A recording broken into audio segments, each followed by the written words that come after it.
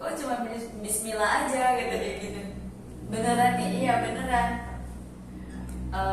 Muter lah tadi kan. Nah, Terus nggak bisa jatuh. sempat itu. Kejepit, Kejepit berdarah. Iya kejepit ini apa dengkul aku Hah? kejepit gitu Hah? kan. Mana celana baru lagi nggak Ya, bisa. ya.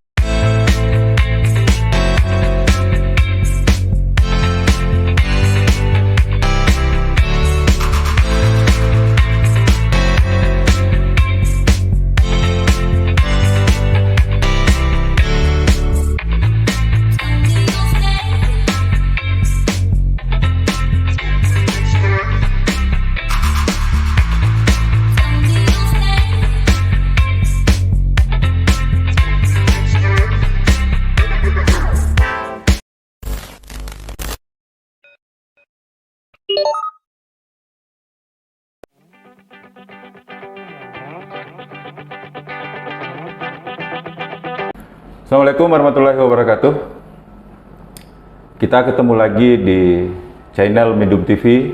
Seperti biasanya kita akan ngobrol soal sosial, budaya, politik, keagamaan, kepemudaan, pemerintahan. Kali ini coba kita cerita soal seorang profil, ya, seorang wanita yang menggeluti hobi yang unik menurut saya dan sangat sangat betul-betul punya nyali ya dalam hobinya ini. Nah, jarang sekali ya, mungkin di Indonesia ini jarang sekali kita dengar ada pembalap wanita ya motor. Nah, kali ini di studio Midum TV sudah hadir narasumber kita. Beliau adalah Maharani. Ya. Maharani adalah seorang joki motor. Sebentar coba kita ngobrol sama dia ini sampai mengambil hobi seperti ini yang sangat mengerikan, sangat punya nyali untuk ini.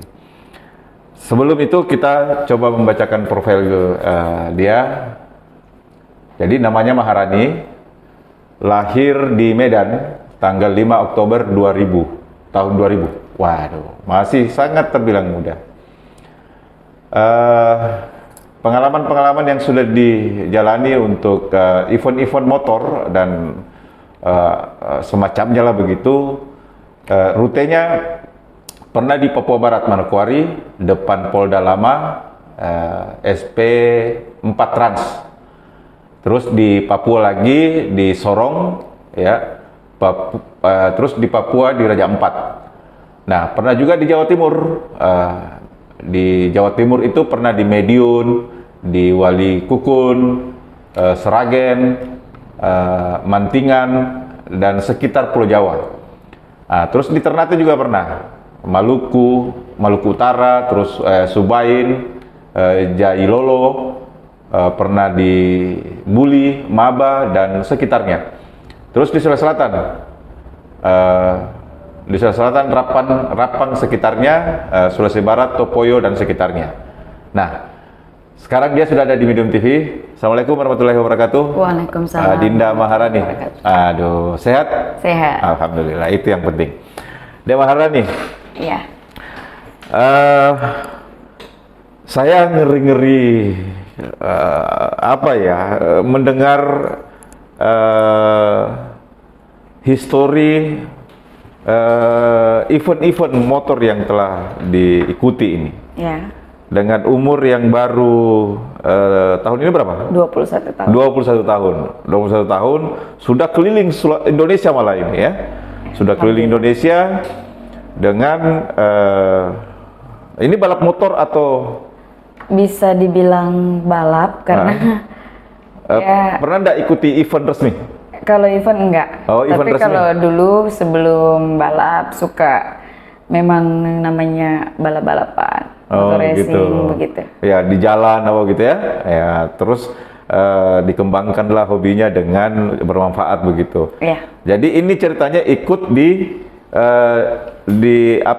event-event kayak Dufan begitu ya? Iya. Yang pasar malam begitu ya? Iya. yang namanya motor edan begitu. Yang tong edan ya? Banyak orang nyebut kan tong edan, tong setan. Padahal nama sebenarnya itu kan tongsten ya. Tongsten sebenarnya ya? Tong yang tegak. Tong yang tegak. Iya. Terus naik motor keliling di situ di tong itu. Wah, ngeri juga. Dek Maharani, mungkin bisa diceritakan bagaimana mulai dari kecil kehidupannya Dek Maharani sampai memilih untuk naik motor gila-gilaan begini, punya nyali bagaimana begitu? Coba mungkin bisa diceritakan mulai dari cerita dari ya bagaimana profilnya, hidup dari mana tuh, hidupnya dari kecil terus tiba-tiba jadi pembalap motor begitu. saya tuh dulu ini ya, mungkin karena ada problem.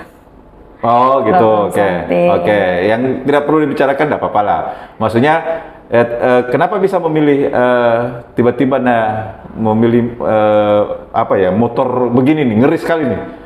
Yang tidak sedikit ya orang mau memilih begini. Iya, karena menurut saya dulu kan saya suka nonton balap liar, termasuk sepupu saya balap liar juga. Balap liar. Teman-teman saya juga hobi balap.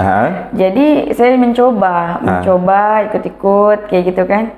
Terus waktu suatu hari ada pasar malam di daerah saya, di Medan. saya lagi di Medan, di tepatnya di Lubuk Pakam dulu saya tinggal, dekat Bandara Internasional Kuala Namu.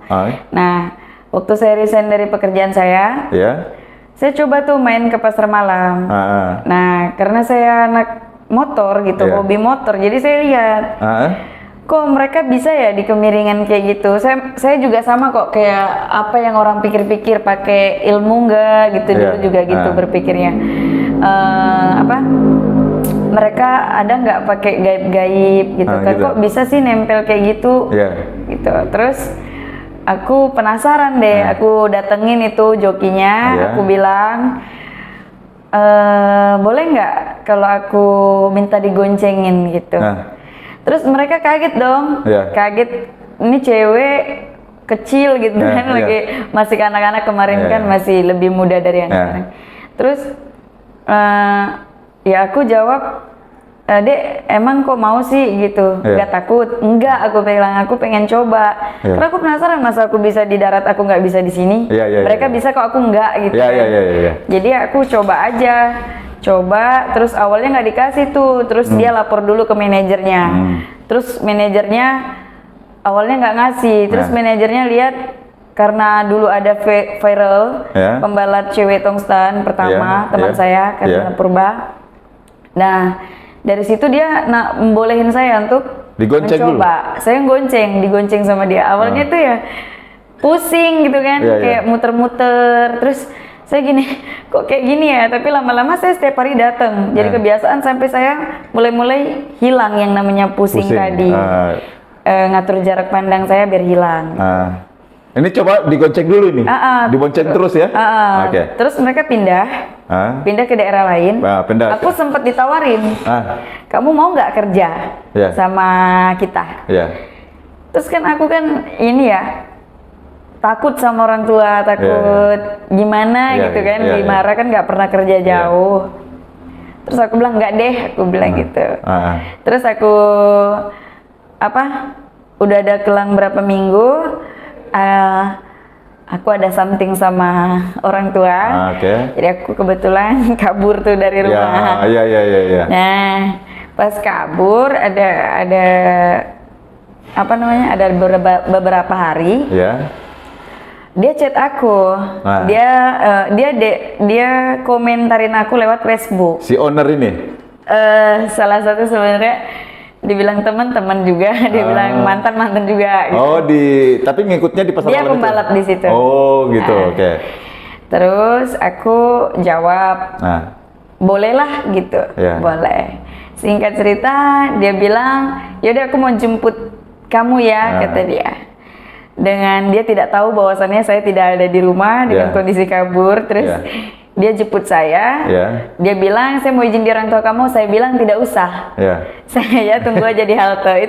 Itu kayak sesuatu yang lucu buat saya, pengalaman yang harus saya ceritain. Betul. Perjalanannya jadi pembalap itu aneh gitu, menurut aku.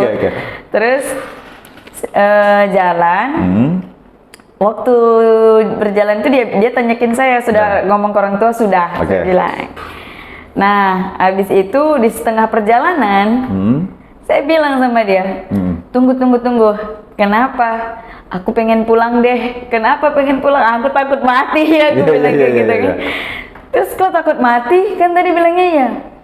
Jadi ceritanya sebelum itu terjadi, dia itu mau cuti 1 minggu. Dia izin di bos.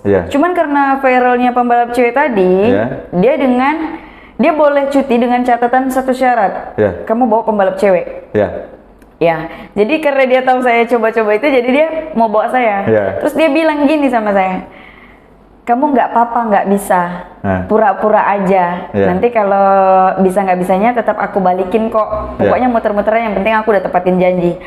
Nah, waktu perjalanan yang aku bilang itu, terus dia bujuk-bujuk aku dong, karena udah mau deket lapangan. Nggak jadi pulang ceritanya? Nggak jadi pulang, karena deket lapangan.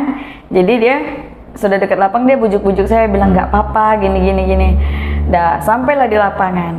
Saya nggak langsung kerja kan, istirahat dulu, capek perjalanannya. Terus habis itu besoknya saya mulai latihan. Bawa sendiri? Itu jantung deg-degan. Itu kan dia ngajarin dulu kan. Kita tuh ada namanya di dalam tong itu, kalau menurut kita pembalap yang di dalam tong, joki, khususnya itu kan semua ada nama-namanya tersendiri yang orang tidak tahu. Kayak yang di bawah, sebelum kita naik itu namanya strap. Oh, strap yang bawah ya? Strap. Paling bawah ya? Itu kan dinding. Baru di bawah itu namanya, kalau kita orang Medan sih laba-labanya gitu. Bawahnya dasar. Nah, jadi sebelum kita bisa jadi pembalap, bisa menguasai semuanya, kita harus latihan dulu di bawah itu. Gimana caranya ban depan dan ban belakang itu bisa sama rata. Biasa kan kalau kita belajar nih, ban depan itu mudah naik, tapi ban belakang itu tidak sinkron, tidak mau sama sejalan. Biasanya dia bannya buang-buang. Dia marah nih. Sebentar, kita cerita soal itunya ya, soal ilmu di dalamnya ya. Lanjutin dulu sampai itu hari latihan. Latihan. Setelah latihan, berhasil latihannya? Awalnya berapa hari latihan? Awalnya 2 hari saya. 2 hari? Cuma 2 hari latihan? Iya. Hari pertama? Hari pertama aku latihan, aku sempet bilang juga sama dia, aku harus baca apa biar nggak pusing, biar nggak jatuh. Kok cuma bismillah aja, kata dia gitu. Beneran nih? Iya beneran. Muterlah tadi kan. Terus nggak bisa jatuh. Sempat jatuh? Kejepit, berdarah. Iya kejepit ini dengkul aku kejepit gitu kan. Celana baru lagi kan, nggak punya baju kan, cuman bawa baju yang di dalam. Soalnya dalam posisi kabur ini ya. Cuman bawa baju yang kita pakai. Betul. Baru dibeliin orang baru, koyak lagi gitu kan. Nah, habis itu berapa kali jatuh latihan pertama? Latihan pertama ada mungkin 3-4 kali. 3-4 kali jatuh? Karena ngatur ini kan, beda digonceng sama bawa sendiri kan. Jarak pandang apa segala macam. Jarak pandang aku merhatiin ke ban terus. Selang hari esoknya, aku di hari kedua? Hari kedua, aku latihan nih. Ini rame banget di atas ya, rame banget ngeledekin gitu kan. Gitu kayak sebenarnya sebel, sakit hati, pengen nangis gitu kan. Dilihat orang latihan begitu? Tapi diledekin. Terus aku jatuh ada 2 kali, kejepit lagi. Di hari kedua? Kaki aku kejepit lagi. Terus aku nangis. Terus aku bilang kayak gini, apa mungkin karena aku kabur dari rumah ya? Aku nggak bisa. Mungkin karena nggak adanya restu dari orang tua untuk kita kerja gitu kan. Jadi aku bernazar sendiri di dalam hati aku, berdoa bilang, ya Allah, jika memang ini pekerjaan bawa rezeki buat aku, jika ini memang jalannya aku ke depan, permudahkanlah aku bilang gitu kan. Aku bilang, aku berjanji suatu hari nanti kalau memang aku sukses di bidang ini, aku bakalan bahagiain orang tua aku dengan hasil keringat aku. Nah, latihan dan putaran yang mau aku putar ini, alhamdulillah itu kayak tuh itu benar-benaran dijabah sama Allah gitu ya. Jadi di hari itu sama? Juga, di hari itu juga abis aku doakan, aku udah diledekin nih. Nggak bisa. Nah, aku bernazar dalam hati itu, berdoa di dalam hati itu, aku tarik napas, aku niatin, ya kalau memang Allah ngasih jalannya ini pasti bisa gitu. Oke. Jadi aku belajar naik. Pertama langsung guru-guru aku kan ada 2. Guru aku bilang, ayo bisa. Jadi aku motivasi aku di saat itu orang tua ya. Iya. Motivasi aku karena kenakalan, karena cerita latar belakang aku, jadi aku berpatokan demi orang tua gitu, mikirnya ke situ. Artinya dengan usia bekerja aku yang ini 16 tahun jalan 17 tahun itu. Waktu itu? Iya. Oke. 2017 bulan 3 kan jadi. Nah, di situ aku langsung bisa naik ke atas. Bisa naik langsung ke atas? Enggak, di tengah. Oh, di tengah ya. Kan ada instruksi dari Dari pelatih. Dari pelatih bilang jangan naik ke atas, di tengah. Iya. Di situ rasa kayak seneng, bangga banget kayak ya Allah itu beneran nyata gitu, jabah apa yang kita niatkan di dalam hati. Jadi ya bisa dari situ. Pada umumnya orang yang baru bisa balap itu ada kemungkinan kalau kita itu tergantung basic fisik dan mental ya. Kalau kita nggak kuat juga bisa 3 bulan atau nggak masuk di pemikiran kita. Bagaimana diajarin sama guru, ya itu kemungkinan ada 3 bulan, ada 2 bulan, ada 1 minggu, 2 minggu, tapi saya 2 hari. 2 hari? 2 hari. 2 hari itu sudah bisa mutar di dalam tong itu? Tapi nggak selincah itu sih, masih kayak ular. Artinya udah bisa gitu ya? Dalam waktu 3 hari saya main, 5 hari saya main, saya sudah main 3 dalam tong 18 dinding. Main 3 unit. 3 unit? Dengan itu senior saya lomba-lombaan begini.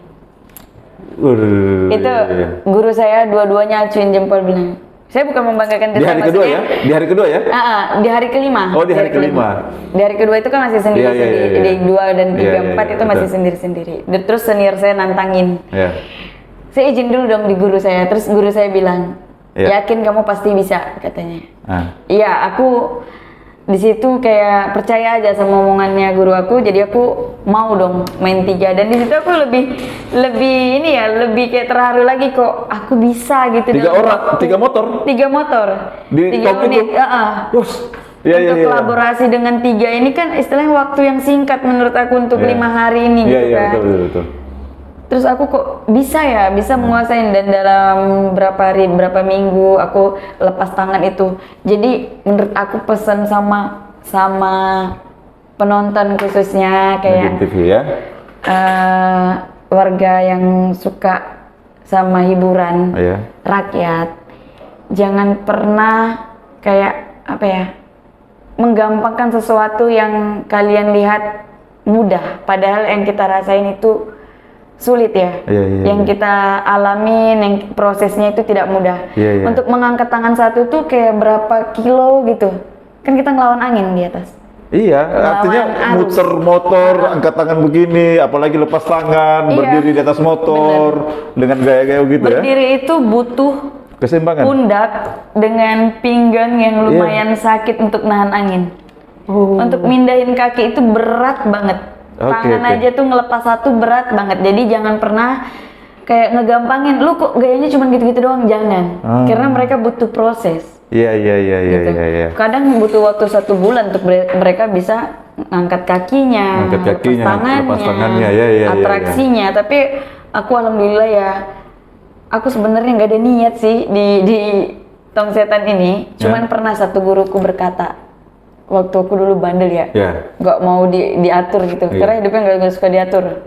Jadi guru aku pesan gini, suatu hari nanti pekerjaan ini bakalan yang kayak kamu mau, cita-cita kamu, setidaknya tidak jadi dokter keliling Indonesia, keliling dunia. Iya. Jadi saya tidak percaya itu bahwasannya pekerjaan ini bakalan buat saya keliling. Indonesia terutama. Betul. Jadi setelah saya resign dari tempat itu, dari kerjaan itu, saya lama di situ ya. Iya, ada berapa tahun di situ? Ada 2017 sampai 2018 aja sih, sampai bulan 8. Kurang lebih 1 tahun lah ya? 1 tahunan. Oke. Saya resign karena saya resign itu karena satu alasan. Jika saya bisa melakukan atraksi Scorpio yang sulit untuk dilakukan, pria dan wanita, dan itu biasanya cuma satu dua orang yang melakukan. Scorpio. Dan saya mau memecahkan rekor bahwasannya saya wanita yang pertama bisa seperti itu. Iya. Dari teman-teman saya gitu kan.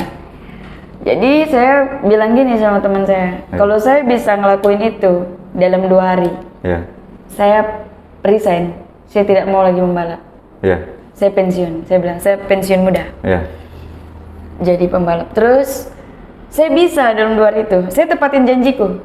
2 hari itu bisa? Saya dalam 2 hari atraksi itu Scorpion namanya ya? Angkat kakiku di atas, tempat duduk. Angkat 1. Pegang gini, kepala di bawah. Pegang stang tangan. Nah, dari situ saya dibilang sama senior saya, yakin kamu bisa ngelakuin itu, kamu mau resign? Yakin, saya bilang. Saya tepatin janji. Saya bilang. Ini kan suatu tantangan buat saya. Istilahnya saya sudah merasakan. Sebenarnya saya pengen beralih pekerjaan ya, beralih profesi ya, karena menurut saya nggak mau di dunia ini terus, gitu. Karena saya merasa saya tidak akan kemana-mana, saya tetap di Medan terus. Saya tidak bakalan keliling Indonesia dan perkataan itu bullshit menurut saya, bohong gitu. Jadi setelah saya resign, sebelumnya buat kalau bos saya nonton ya sorry, gitu kan. Manajer saya bawa saya kabur. Bukan kabur sih, lebih kesannya dia menawarkan saya. Dalam kondisi saya catatan masih resign. Menurut teman saya resign palsu lah, pasti lu bakalan balik lagi. Jadi dia bilang, kamu mau nggak main ke Papua? Gini. Bos, saya kan masih 17 tahun. 17 jalan 18 tahun. Saya tidak punya KTP, saya bilang gitu kan. Saya nggak punya apapun yang untuk naik pesawat. Saya juga nggak mau naik kapal. Naik kapal juga harus pakai KTP, saya bilang gitu kan. Terus dia bilang, tenang, saya ngurus semuanya. Dia urus, pergi ke camat atau apa gitulah, untuk mengambilkan saya datanya orang lain. Atas nama saya itu Putri Mustika. Umur saya kelahiran tahun 92. Terus dia buatin apa ya? Kalau kita buat KTP itu apa tuh? Surat keterangan begitu ya? Surat keterangan. Iya. Udah, kamu kumpulin aja baju kamu. Kamu ikut saya besok ke bandara. Saya kaget ya, dimana saya di saat itu saya mulai bertato kan, saya nggak pulang, nggak komunikasi sama orang tua, keluarga saya. Sudah mulai hidup broken home lah ya? Broken home lah, padahal saya punya orang tua dua-dua gitu, broken home. Terus saya menyetujuinya dengan catatan satu pesan dari manajer saya. Jangan beritahu siapapun, termasuk bos saya. Kalau bos dia pertama yang ngajak. Emang rutenya mau kemana? Kita ke Papua Barat, Manokwari. Saya kaget dong ya. Bos saya takut, gue bilang. Saya takut, manajer saya bilang gitu kan. Tidak usah takut, saya dekingin kamu di setiap daerah pengawalan. Jadi seandainya kamu terjadi apa-apa di suatu kota tersebut atau Jakarta atau Makassar, saya sudah suruh orang untuk jemput kamu dan amankan kamu, gitu. Untuk ngasih kamu keamanan. Dengan percaya dirinya saya tuh, orang pasti heran ya, bilang kamu masih muda, kamu cewek, anak-anak gitu kan, kok berani sih keluar kota sendirian? Itu pertanyaan banyak orang ya. Dan saya jawab di sini, menurut saya apa yang saya lakukan baik, apa yang saya perbuat baik sama orang, tidak ada niatan jahat sama orang, dan tujuan saya baik untuk kerja atau apa segala macam, orang pasti akan berpikir lagi untuk menjahatin saya. Itu saja, itu saja yang saya bawa. Gitu kan. Dan waktu itu baru keluar daerah? Iya, saya berangkat ke bandara, gugup dong ya. Pertama kali katruk-katruknya kemarin naik pesawat gitu kan. gimana ya, gue ke arah mana ya, mau kemana gitu. Bolak-balik tanya sama yang abseknya kan, ini kemana mas, ini kemana. Terus ada pertanyaan dong di abseknya, tunggu mbak, kamu tahun 92 beneran? Sementara tuh cuma bawa kertas putih tuh ya, deg-degan di situ dong waktu ditanya. Terus iya beneran, gue bilang. Terus ditutupin, namanya siapa, tanggalnya berapa, lahir di mana, bulan berapa, tahun berapa. Itu gue ini ya, aku kaget kayak, aduh gimana nih ya, gitu Google. Udah deh bang, buru-buru aku mau check in, Jadi langsung deh dia kasih kan, dikasih, berangkat sampailah di tujuan. Di Papua. Aku tuh nggak berani kasih tahu orang tua aku kalau aku keluar kota, takut kan. Oh jadi itu waktu tidak ditahu juga. Tidak tahu. Oke. Ketika saya sudah sampai di Papua, saya kasih tahu orang tua. Oh baru menelpon orang tua? Baru nelpon. Saya bilang, mas saya ada di Papua. Kamu bercanda ya? Jadi aku tunjukin tuh anak-anak kecil yang bapak-bapak. Ini aku beneran di Papua. Oh, Masya Allah, kamu itu ya. Diam-diam udah sampai sana aja gitu. Iya nanti kalau bilang kan mama nggak kasih gitu. Ya udahlah, jaga diri baik-baik gini. Ya udah, singkat cerita, aku kerja. Aku awal kerja itu terjadi insiden ya. Di Manokwari ya? Di Manokwari. Insiden yang paling parah aku alamin ada 2 daerah. Manokwari sama Sidrap kemarin ya. Di Rapang. Oke, Manokwari apa? Kalau di Manokwari bagian tulang belakang. Oh, sempat jatuh? Iya, aku waktu awal coba tong. Karena kan setiap tong itu beda lagi medannya. Oh, iya. Beda cara kita beradaptasinya. Iya. Gitu. Beda tong itu berarti beda medan ya? Medan-medannya gitu.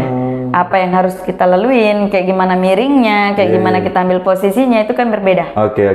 Dan gimana tongnya gitu kan. Terus di Manokwari? Jadi hari pertama saya coba, itu tong, itu ketinggian 7 meter. Itu bener-bener murni 7 meter. Dan itu tong kayu. Tong kayu dilapisin plat. Saya muter sampai di atas, terus baru sekali keliling saya langsung jatuh. Boom, dari garis atas itu yang merah ke bawah. Dan di situ bos aku panik dong. Panik dan aku di situ cuman diam kaku gini. Aku tidak napas. Dan dia angkat ini lengan aku, dia ayun pakai dengkulnya biar saya bisa napas. Di situ saya napas, cuman saya masih bisa kedip-kedip, cuman nggak bisa ngambil napas sepenuhnya ya. Nggak bisa ngambil napas sepenuhnya. Terus habis itu saya dirawat di Rumah Sakit Angkatan Laut Manokwari. Di situ. Itu patah? Kemarin perawatnya bilang bahwasannya saya harus dioperasi, di ronsen dulu. Kalau ada terjadi tulang yang patah atau apa, kita harus ronsen. Saya tidak mau, saya menolak itu. Saya takut dong. Kayak apaan sih? Ini kan jatuh biasa, paling diurut aja gitu. Nah, dengan saking ngeyelnya saya yang keras kepala ini, jadi saya diurut dong. Diurut, saya ngerasa udah deh, udah sehat. Jadi kebetulan tuh malam minggu, besoknya malam minggu. Itu pamflet sudah terpasang. Banner saya sudah dipasang. Dan orang mau menyaksikan saya, ini mana pembalap ceweknya mana. Terpaksa dengan kondisi saya yang yang kurang baik, yang belum fit, saya harus melakukan pekerjaan saya.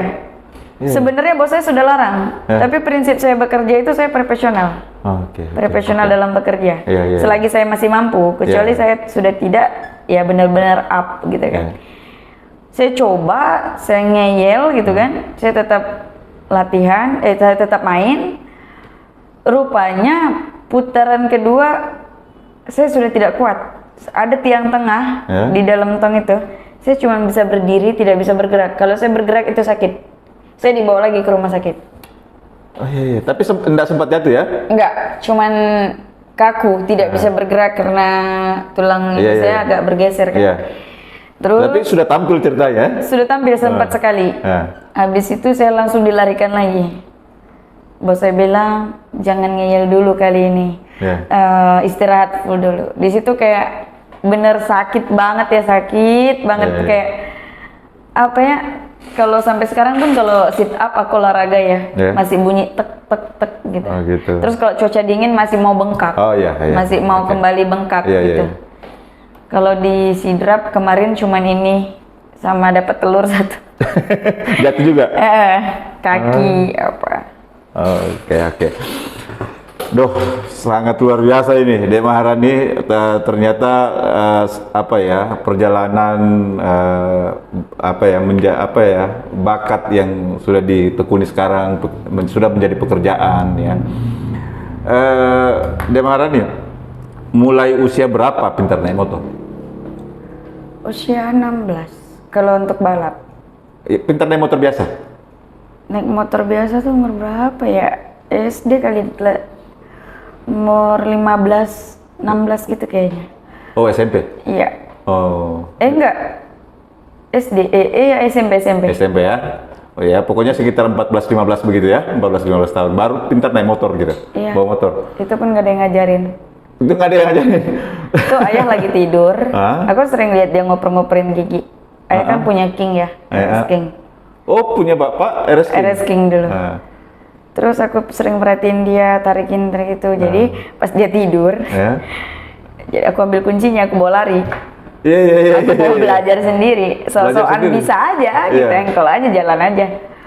Jadi pas aku belajar ngoper-ngoperin, oh gini ternyata ya, di situ langsung deh. Berapa kali dapat insiden? Terus pas pulang dimarah-marah. Berapa kali dapat insiden selama belajar? Alhamdulillah sampai sekarang tuh malah kebalik ya. Kalau kerja saya sering insiden, kalau waktu belajar malah tidak pernah? Waktu belajar sampai saya keseharian saya nauzubillah menjalid, jangan sampai ya. Nggak pernah sampai sekarang. Oh, iya. Nggak pernah jatuh. Hebat. Dek Maharani, tapi sering ikut balapan di balap liar begitu di jalan? Iya sih, saya suka nonton sebelum aja atau ngetes gitu, nggak pernah ikut yang namanya kompetisi seperti itu. Maksudnya balap liar jalan nggak pernah? Oh, di Manokwari pernah coba drag. Oke. Cuman latihan gitu ya. Saya kayak lebih ke ini ya, kita satu hobi tapi beda selera. Iya, beda hobi tapi beda selera ya.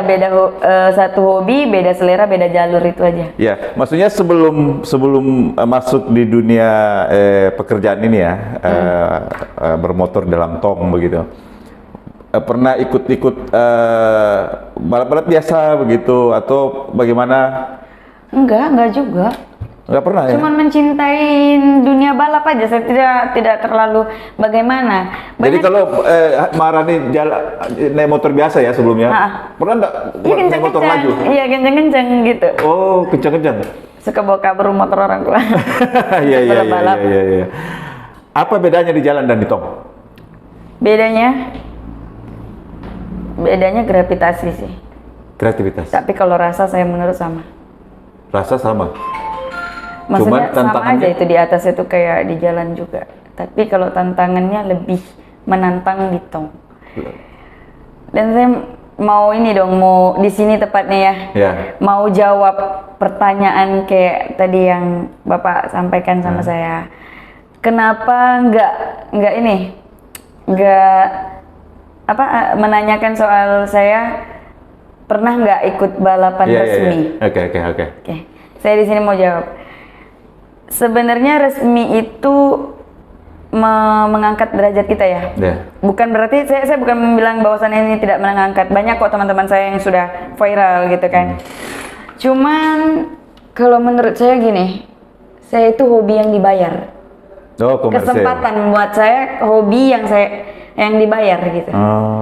Tanpa disengaja pekerjaan ini jadi hobi saya dan dibayar. Dan itu yang pertama. Yang kedua, menurut saya ikut resmi itu memang suatu kebanggaan juga buat teman-teman yang lain, buat saya sendiri juga menghargai pilihan mereka. Tapi ya kalau menurut saya itu kan per event ya.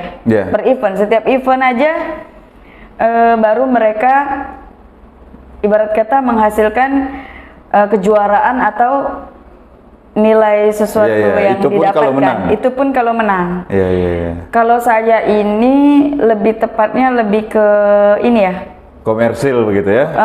Komersil ya? Menurut saya hobi ya, tapi hobi yang dibayar dan time is money. Waktu itu adalah uang. Iya. Oke. Sepakat. Jadi ceritanya menurut Dek Maharani ini teman-teman yang hobinya di jalan ya, gerak secara resmi lah apa segala macam itu adalah pilihan ya. Iya. Artinya hobi kita sama tapi seleranya berbeda. Iya. Anggaplah umpamanya kita sama-sama pemakan bakso tapi belum tentu kita seleranya sama bakso yang bagaimana gitu kan, bakso yang gede, yang kecil gitu kan, yang pakai mie atau yang tidak pakai mie gitu kan. Oke. Dek Maharani, pernah enggak berpikiran bahwa suatu saat hobi ini yang menurut Dek Maharani ini sudah menghasilkan uang? Ya. Jelas.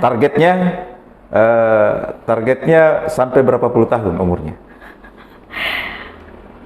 Sebenarnya tuh saya target kemarin ya. Kemarin? Jalan 21 kan saya kan pas 21-nya bulan 10 kemarin. Yang waktu saya pulang habis dari Sulawesi bulan 8 atau 9 kemarin. Itu saya sudah kayak ya di sinilah terakhir saya gitu kan. Di sini saya terakhir karena permintaan orang tua saya juga. Tahun 2020 ya? 2021 gini. Permintaan orang tua saya juga kan karena dari dulu orang tua saya tidak setuju.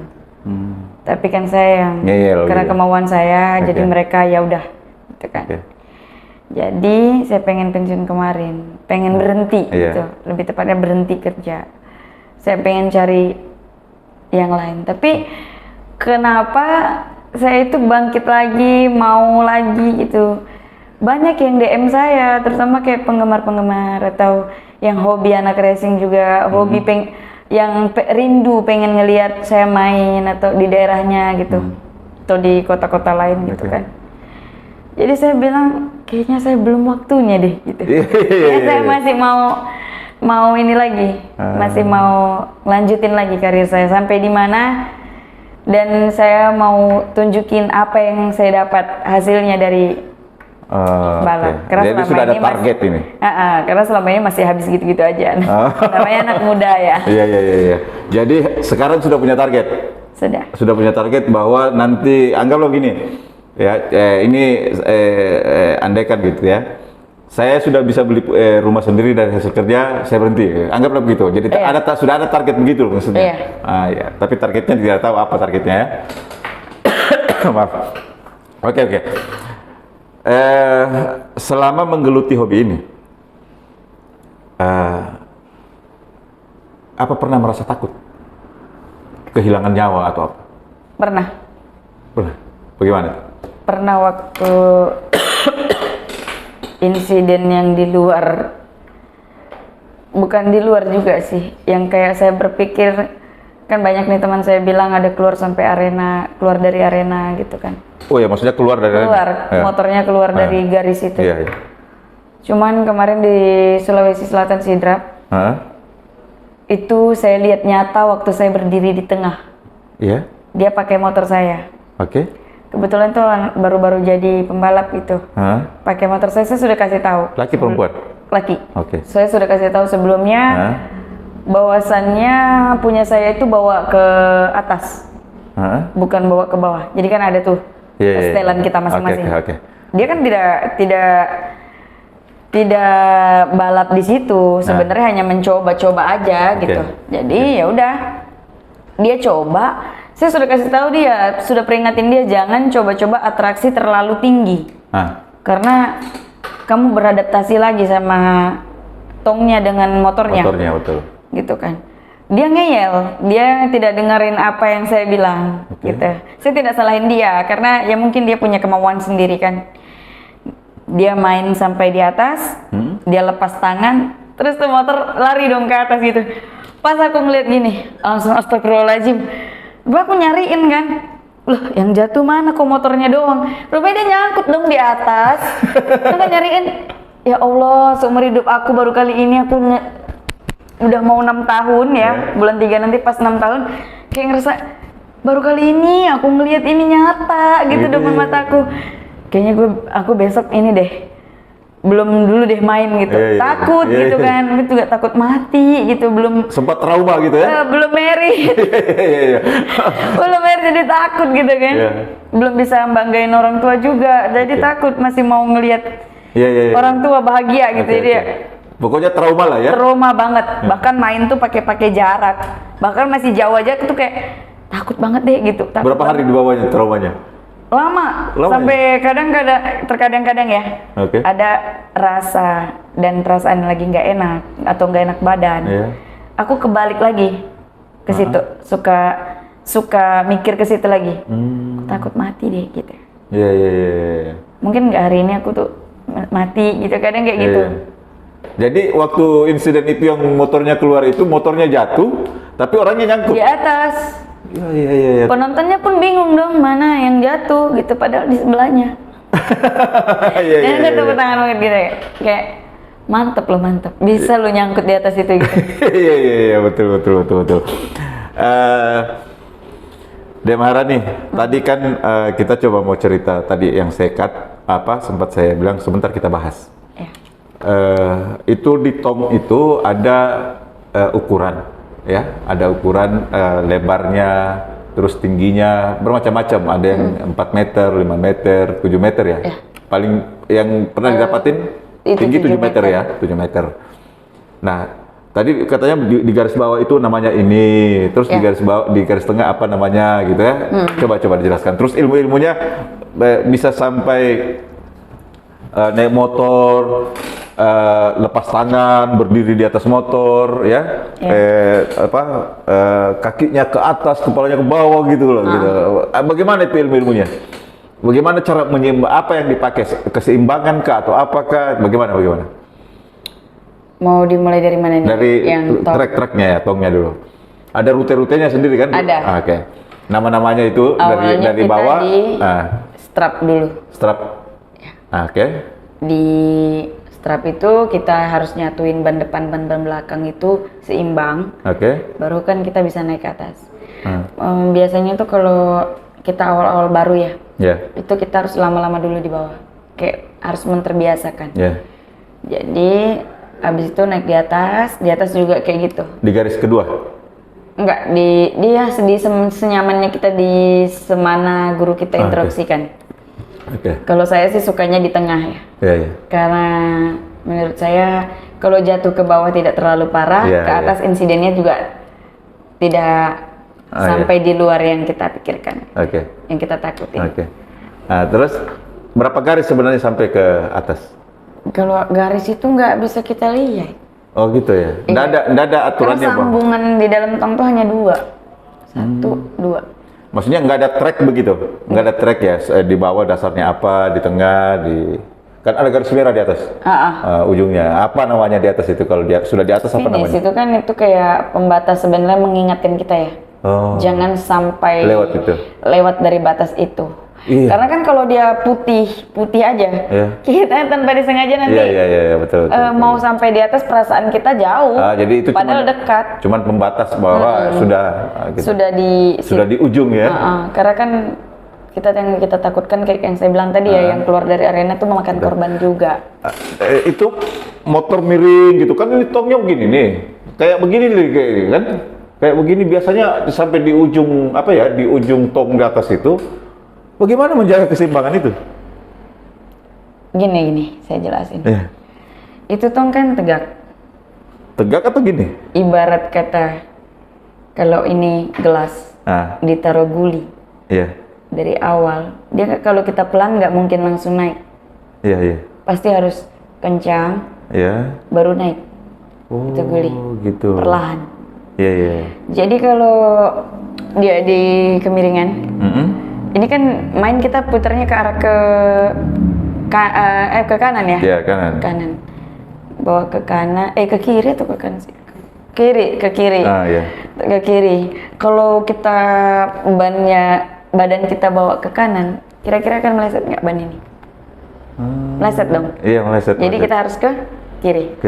kan ini kemiringan. Iya betul. Jadi kita harus seimbangin. Oh gitu. Jadi tong itu ada 2 jenis. Ini jenis yang soal ini ya, soal keluasan atau apanya ya. Jenis gelas dengan cangkir. Gelas itu lebih tegak. Cangkir itu lebih agak ngeluap. Gitu ya, betul. Oke. Jadi kalau menurut aku, kalau aku main pribadi ya, kenyamanan aku ya, di tong yang gelas itu aku lebih suka banting kiri lebih habis. Kenapa? Lebih di situ ya, keseimbangan itu kayak nyaman aja sih menurut aku. Kayak lebih enak aja. Tapi kalau di tong yang kayak cangkir, aku lebih suka kayak setengah-setengah ke kiri setengah kanan gitu. Jadi kayak ya senyaman aku mau ngapain motor. Tapi kalau yang ke gelas itu memang susah, aku atraksi sesuka-suka hati tuh susah. Karena kita memang harus miring banget kan. Kalau ke kanan dikit aja tuh goyang dikit tuh kayak takut. Jadi meleset. Model tong cangkir itu yang lebih nyaman rasanya. Lebih nyaman. Lebih enak juga ngambil saweran. Iya. Terus itu menurut aku versinya aku, tapi banyak teman juga yang suka di gelas. Kan biasanya lepas tangan gitu kan, lepas tangan terus berdiri di atas motor gitu kan, motor jalan sendiri tuh kan, terus kadang menyamping gitu kan, kayak duduk perempuan gitu kan, terus ada juga yang macam-macam itu, ada yang sempat pernah saya lihat di Bantaeng ya, di Kabupaten Bantaeng di Sulawesi Selatan. Dek Maharani itu berduet dengan temannya ya, 2 motor. Sempat atraksi kakinya diapain gitu, terus kayak itulah yang saya bilang kayak pemain balet begitu ya, kayak pemain balet di atas motornya terus dipegang nyambung begitu. Gimana itu? Nanti kita mau tampilkan, coba mudah-mudahan ada videonya ya. Ada videonya. Itu yang saya sebut tadi. Ketika saya bisa melakukan atraksi itu, saya mau pensiun. Itu yang namanya Scorpion. Karena itu jarang dulu ya, dulu jarang banget di masanya 2018 itu. Saya bisanya kan 2018 tuh. Jarang banget itu yang bisa ngelakuin antara cewek dan cowok. 1-2 gitu bisa dihitung. Kalau cewek kemarin menurut aku ya dari teman-teman aku sengaja memang untuk bisa melakukan itu biar aku yang pertama bisa ngelakuin itu gitu. Terus? Jadi itu atraksi paling sulit. Sulit banget menurut aku. Karena kepala kita di bawah tuh pusing pusing karena berputar ngelihat ban. Terus kaki kita di atas. Tuh ngelakuin seimbangnya. Iya benar. Itu loh yang ngeri banget loh. Keseimbangannya tuh lebih gimana ya? Ya, aku tekan itu stang, setir, tekan kuat-kuat, baru pijakin kaki, dua-dua dulu angkat, baru naikin satu. Kenyamanan teman-teman sih, biasanya kadang ada teman aku yang di kiri, ada yang di kanan, kalau aku kanan ya. Tentatif itu. Angkat yang kanan, terus ya aku agak ikut miringin badan aku, sesuai motornya. Tapi kembali lagi ya. Pembalap yang perlu teman-teman ketahuin. Motor di dalam itu kadang dia tuh mau kemana dia arahnya, yang dia mau belok sana belok sini. Tapi kembali lagi dia benda, kita manusia. Kita yang kendaliin dia, bukan dia yang kendaliin kita. Betul. Jadi itu aja kuncinya. Oh gitu.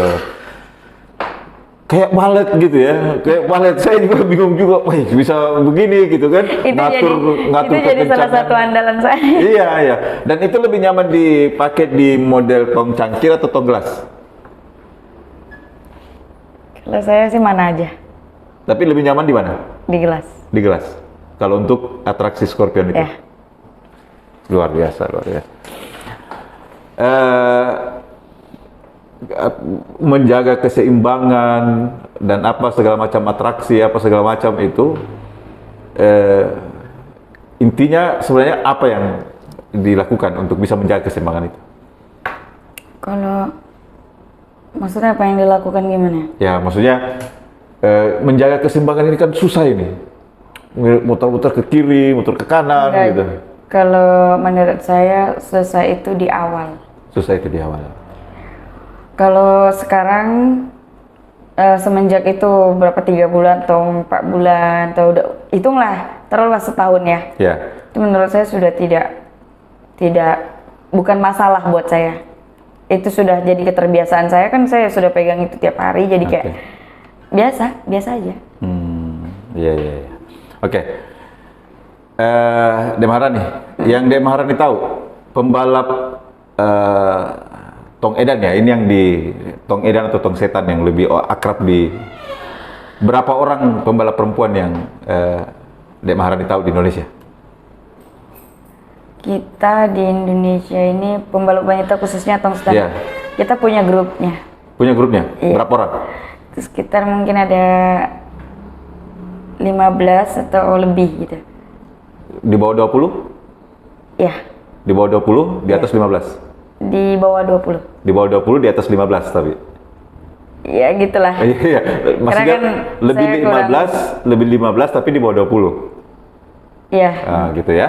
Nah, jadi sekitar 16, 17, atau 18, 19 orang gitu? Tidak sampai segitu. Pokoknya di bawah 20 lah. Di bawah 20 lah ya? Iya. Karena jadi, yang kita tidak tahu juga, nanti takutnya saya nggak masuk. Gitu. Intinya punya grup khusus untuk pembalap perempuan ada? Iya. Isinya grup itu kurang dari 20 orang? Sekitar begituan. Karena kan nggak tahu ya nomornya. Kadang saya itu orangnya kurang sosial media sama teman. Maksudnya gini, bukan tidak mau berteman. Kadang saya cuman balas-balas komen, saling sharing soal pembahasan job-job kerja, di mana aja, sehulu sama teman-teman yang paling akrab gitu dah. Kalau yang baru-baru masuk kadang aku nggak save nomornya, karena aku nggak tahu siapa namanya gitu. Oke. Dan kadang jarang buka grup juga. Iya. Oke. De Maharani. Ya. Dengan hobi. Ya. Yang menurut De Maharani hobi ini tapi dibayar. Ya. Hobi tapi sekaligus menghasilkan begitu kan? Ya. Oke. Semenjak menekuni hobi yang sudah menghasilkan ini, sudahkah memenuhi doa yang pertama tadi bahwa akan membahagiakan orang tua? Apa ya? Hasil dari ini? Alhamdulillah sih. Alhamdulillah ya? Iya. Alhamdulillah. Artinya pokoknya sudah lah ya, sudah memenuhi nasar pertama tadi ya. Oke. De Maharani terakhir nih, apa harapan De Maharani untuk pembalap-pembalap tong ya, pembalap-pembalap tong di se-Indonesia, terus harapannya untuk pembalap-pembalap di jalan yang liar apa segala macam, terus apa doa terakhir untuk hidup ke depan? Silakan. Harapan saya buat khususnya teman-teman yang kita satu hobi, biarpun berbeda jalur, pilihan, apa ya, di masa pandemi ini kita kurangin namanya event, kurangin namanya job, sulit lah kita sekarang ini untuk menampilkan skill kita, hobi kita, atraksi kita, tetap semangat. Menurut aku, saran aku tetap kita semangat, karena mungkin mudah-mudahan pandemi ini cepat berakhir, kita semua bisa beraktivitas sama-sama, kembali melanjutkan mimpi-mimpi kita. Untuk membahagiain orang tua mungkin dengan seperti saya, melalui hobi saya gitu kan. Tetap rendah hati, tetap janganlah merasa tinggi, jangan merasa kita sudah hebat karena kita main motor. Karena keahlian kita ini harus kita garisi bahwasannya tidak hanya kita yang bisa, semua orang pasti bisa melakukannya. Itu aja. Doa terakhir untuk hidup dan keluarga di Medan sana, silakan. Doa saya, mudah-mudahan orang tua menonton. Iya, mama, papa, silakan. Doa saya, ya saya jadi lebih baik lagi, dan sekarang saya kerja lebih fokus ke keluarga, sehat mudah-mudahan orang tua saya, adik-adik saya sehat terus gitu kan, karena masih kecil-kecil. Harapan saya ada hasil lah dari yang pilihan saya sekarang. Karena kan sempat mama suruh pensiun, jadi ya aku tetap kekeh, tetap masih mau. Sempat konflik sama mama, dan ini pilihan aku dan janji aku terakhir bahwasannya aku janji akan aku tunjukkan hasil aku untuk sekarang dan kedepannya. Bahagiain orang tua bener-bener. Target sampai umur berapa? Sampai nanti ada yang ngelamar deh, itu aja. Oke, makasih Dek Maharani sudah datang di Medium TV, berbagi cerita dengan masyarakat Indonesia soal ini, dan mudah-mudahan ini bisa bermanfaat untuk teman-teman kita di luar sana, supaya bisa kembali mengetahui dan mendapat pengetahuan. Makasih. Kita sudah ngobrol panjang dengan Ade Maharani, seorang joki motor edan atau motor setan ya di di arena-arena tong ya. Ada beberapa yang saya harus garis bawahi, bahwa Adik Maharani ini sangat yakin bahwa ternyata orang tua yang diijabah itu sangat membantu.